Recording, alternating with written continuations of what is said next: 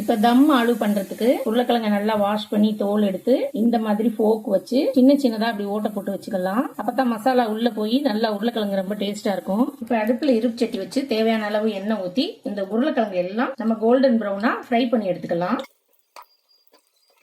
எல்லா உருளைக்கிழங்கையும் இந்த மாதிரி கோல்டன் ப்ரௌன்ல வறுத்து எடுத்தாச்சு. அடுப்புல இருப்பு சட்டி வச்சு தேவையான அளவு ஆயில் ஊத்தி அதுல ஆயில் ஹீட் ஆன உடனே கொஞ்சமா சீரகம் போட்டுக்கலாம், சோம்பு போட்டுக்கலாம், பட்டை போடுறேன், ஒரு 2 கிராம்பு போடுறேன், கல்பாசி போட்டுக்கலாம், கொஞ்சமா 2 ஏலக்காய் துண்டு போட்டுக்கலாம். லைட்டா பொரிஞ்சு வந்த உடனே கருவேப்பிலை போட்டுக்கலாம். பொடிசா நறுக்கி வச்ச வெங்காயத்தை போட்டுக்கலாம். வெங்காயம் கோல்டன் ப்ரௌன் ஆற வரைக்கும் வதக்கிக்கலாம். இப்ப தேவையான அளவு பெருங்காயம் சேர்த்துக்கலாம்.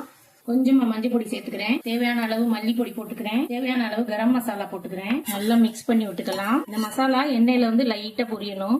இஞ்சி பூண்டு பேஸ்ட் போட்டுக்கலாம்.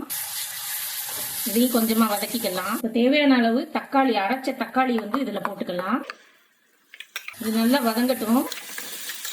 தக்காளி பேஸ்ட் நல்லா வதங்கின உடனே ஒரு பவுல்ல தயிர் எடுத்துக்கலாம். தயிர்ல தேவையான அளவு காரத்துக்கு தகுந்த மாதிரி மிளகா பொடி சேர்த்துக்கலாம். இப்ப இதுல முந்திரி பருப்பு நான் விழுது அரைச்சு வச்சிருக்கேன், அதையும் இதுல சேர்த்துக்கலாம். தயிர்லயே நல்லா மிக்ஸ் பண்ணி விட்டுக்கலாம். இப்ப இந்த கிரேவில இதை ஊத்திடலாம். நல்லா மிக்ஸ் பண்ணி விட்டுக்குருவோம். இது வதங்கிடுச்சு. தேவையான அளவு தண்ணி ஊத்திக்கலாம். சுவைக்கேற்ப உப்பு போட்டுக்கலாம். இப்போ ஃப்ரை பண்ணி வச்சிருக்க இந்த உருளைக்கிழங்கு இதுல போட்டு